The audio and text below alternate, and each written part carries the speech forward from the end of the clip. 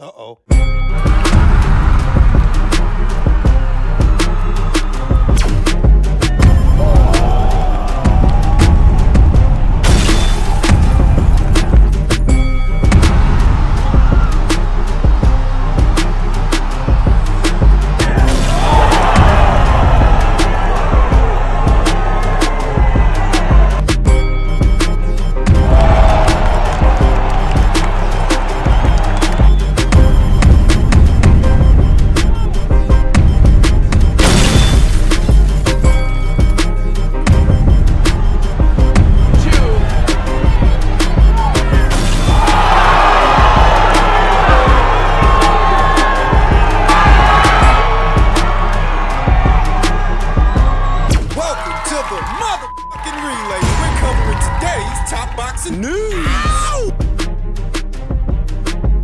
Okay, we'll start with this. News broke earlier today that Canada's own up-and-comer in the featherweight division, Carolyn Veyre, has signed to Dimitri Salita! Stop yelling. Dimitri Salita, who promotes a good number of fighters, the most recognizable being Clarissa Shields. Young Carolyn reacted to the news by saying, "New year, new promoter, new fight.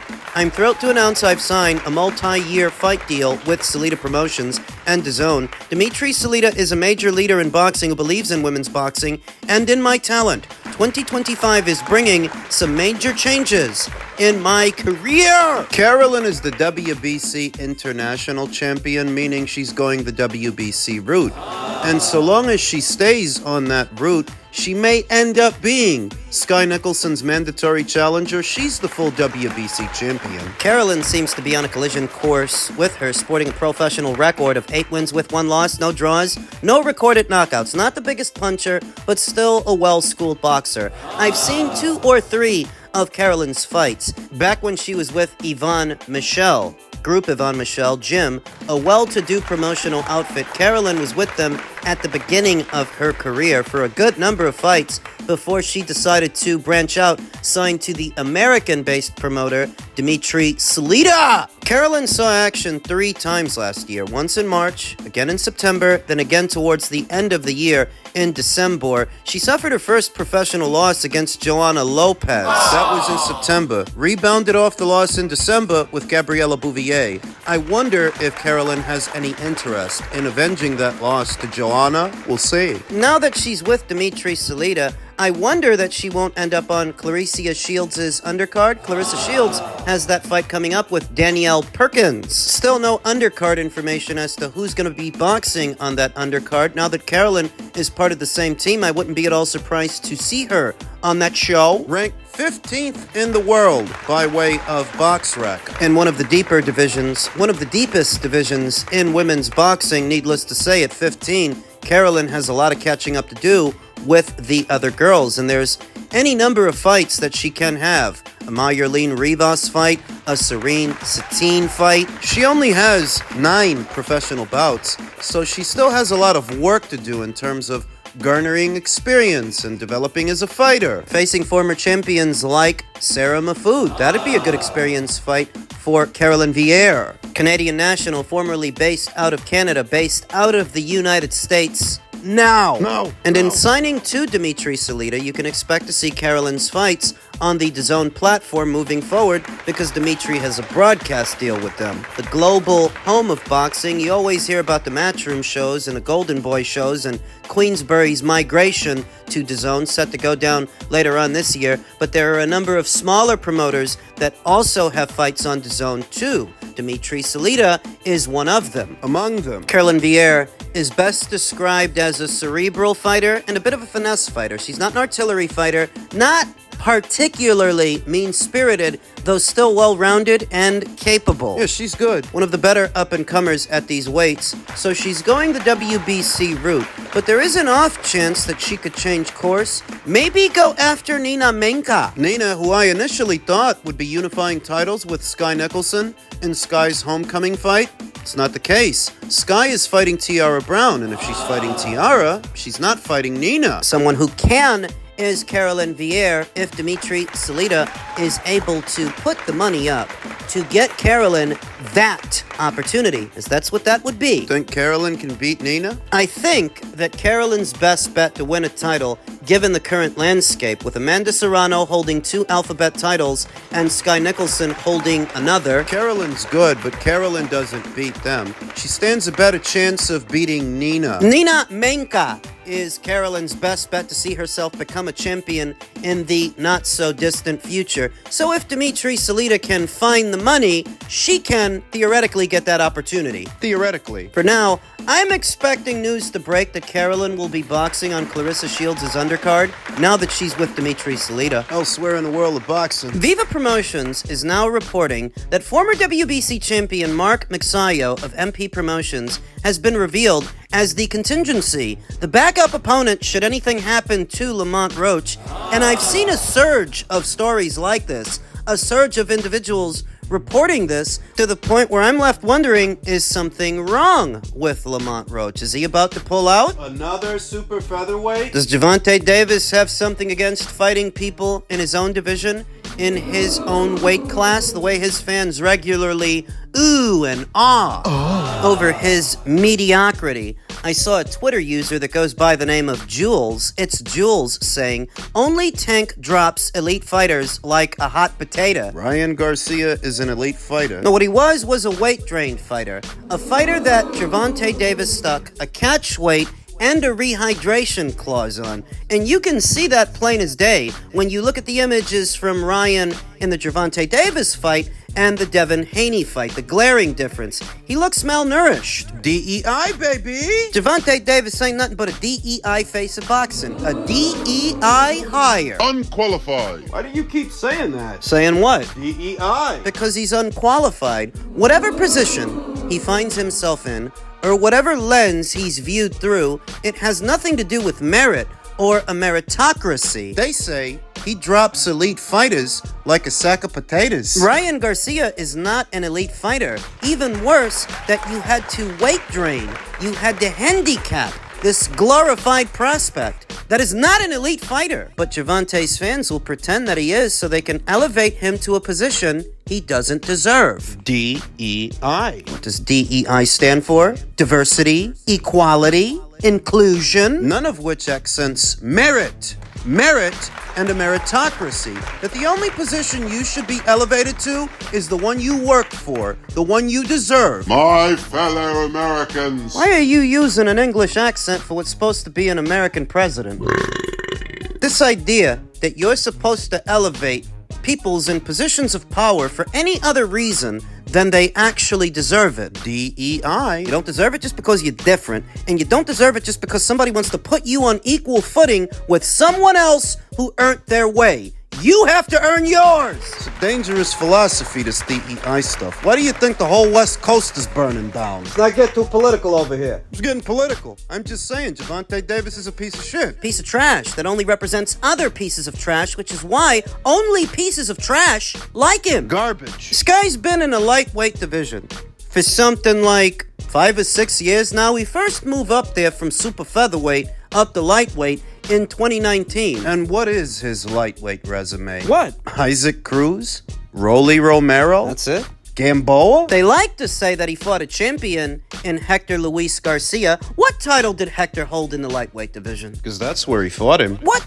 title does Lamont Roach hold in the lightweight division? What title? Because unless he holds a title there, you can stop telling me that he's fighting a champion. He's not fighting a champion at lightweight. He doesn't stand to win a belt from him. DEI, baby. DEI, which is all about lowering the bar of standard to accommodate those who can't hack it. Don't make the cut and wouldn't if not for that haphazard philosophy. If Gervonta Davis is the poster child for anything, he's the poster child for that. Bitch. Your backup plan, your contingency to fighting a super featherweight is to fight another super featherweight so that when you knock him out, your fans can act all surprised, like they didn't see it coming, they didn't know it was gonna happen. This guy can do a backflip off the turnbuckle like he just won a Super Bowl. Like he just beat some kind of killer or unified a title, unified the division, fighting these overmatched opponents on a regular basis. Bitch! This DEI shit has got to stop in the new year. It's got to stop. Things need to go back to being more meritocracies than the clown show that we've been seeing. Because Gervonta Davis is a clown, and so are his fans. Supposed to fall out of my seat that he's fighting Lamont Roach that was thoroughly outclassed by Jamel Herring years ago. And his backup, His plan B is Brandon Figueroa's sloppy seconds. Are you serious?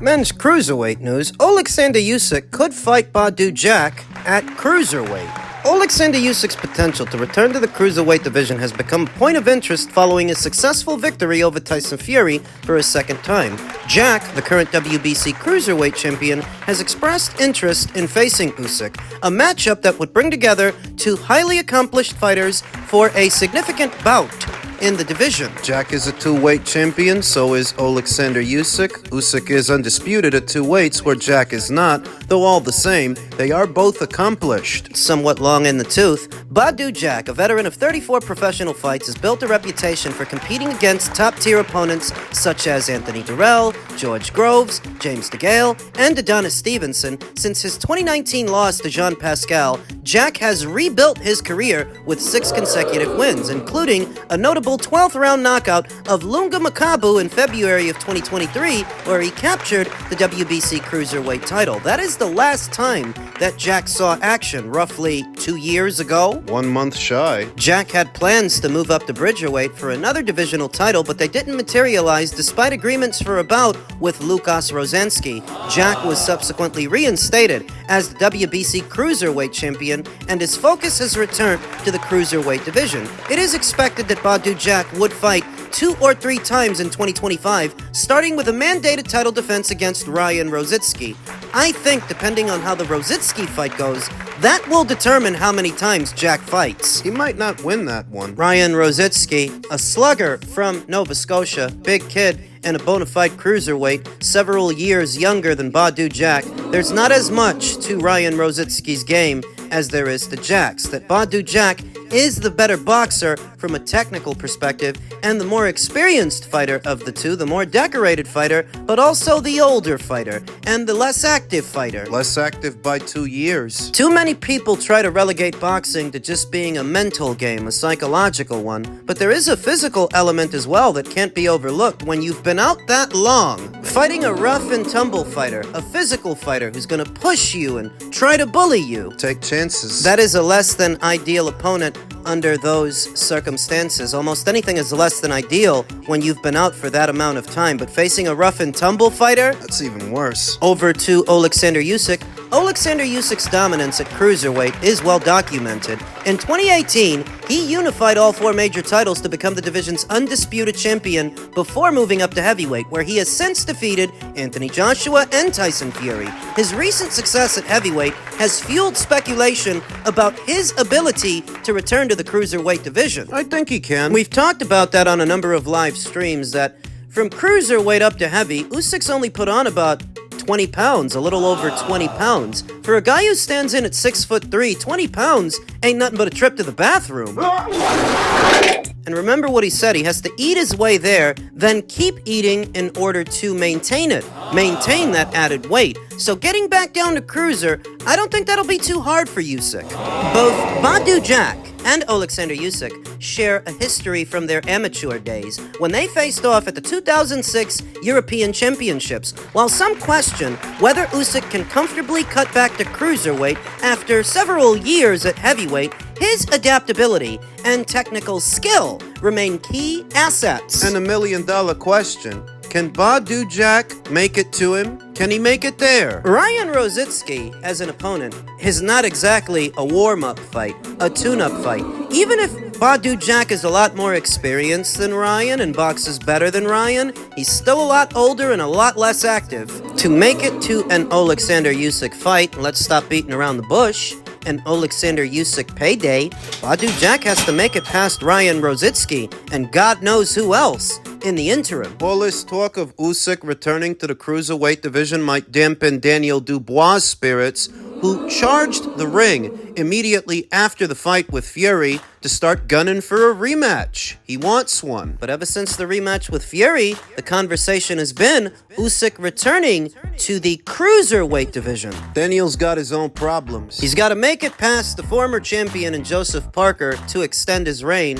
And then after that, he may have to contend with the winner of Martin Bakole versus Efe Ajagba. Daniel's got his own problems. While Usyk charts a course back to the cruiserweight division for a potential fight with Badou Jack before any negotiations with Usyk can take place, Jack is expected to defend his title against Ryan Rosicki. If successful, the path to a high-profile fight with Usyk becomes more likely. For Jack, it would be an opportunity to end his career on a high, while for Usyk, it would represent a chance to reclaim his place as the top fighter in the cruiserweight division. Potential Badou Jack fight is not the only thing on the docket for Usyk. There is also a potential Jai Opetaia fight. Right after Jai Opetaia's latest successful defense yesterday, Eddie Hearn stated, Jai is going to pick up all the best in the cruiserweight division to then become undisputed. Then, we want to push him into a fight with Usyk to try to become undisputed in the heavyweight division as well. Why is Eddie Hearn talking about Jai moving up to heavyweight if Usyk's talking about moving down? We don't actually have an ETA for Usyk's descent from heavyweight back to cruiser. We don't have a time frame on that. Maybe he stays at heavyweight a while longer. Long enough that he fights Daniel again. Maybe, maybe not. That many moving parts, with that many fighters involved, this could break down any number of ways. Maybe he plans on fighting Daniel again, but what if Daniel loses to Joseph? Does he then fight Joseph? Two-time undisputed. At heavyweight, what about the stuff at cruiserweight?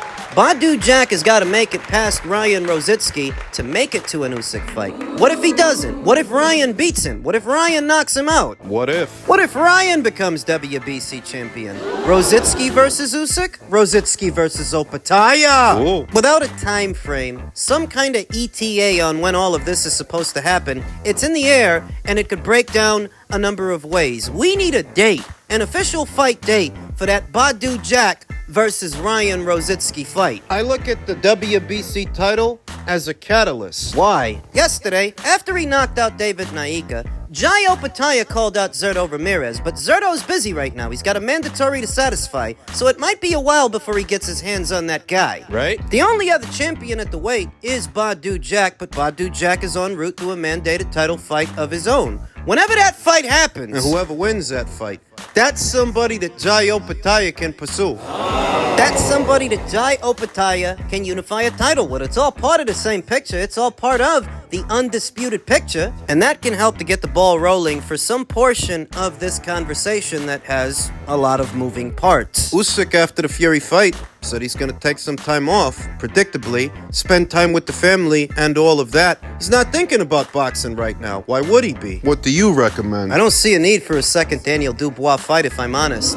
But if Joseph Parker wins, I wouldn't mind seeing Usyk versus Parker. I could go for that. Then after that, he can make his way down, make his way south of heavyweight, the cruiser, see what he can do down there. I'd give him decent odds against any of the champions, Jai Opetaia included. That's the most dangerous fight. I think we can all agree on that. But I still think Usyk's got enough left that he could beat that guy, though time is of the essence because he's up there in age. The descent to the cruiserweight division shouldn't be a year from now, let alone two. If he's gonna do it, he's gotta do it fast.